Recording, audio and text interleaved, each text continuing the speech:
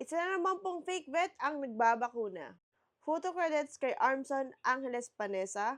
Pinakita niyo dito sa picture na to, ayan, makikita niyo yung license number, nasa 2 million na po. Sobrang lupit at advanced naman po, aber.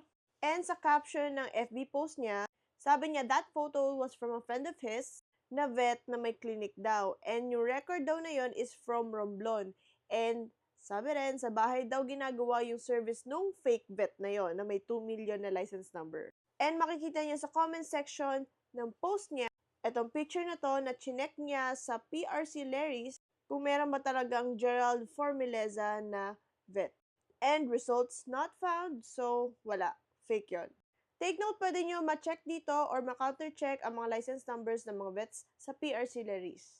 So, if may makita rin kayo mga ganitong klaseng mga license number, take note, nasa 12K pa lang ang mga vets sa Philippines, licensed vets, please, i-post nyo, i-report nyo sa PVMA. Kaya, share this video for awareness.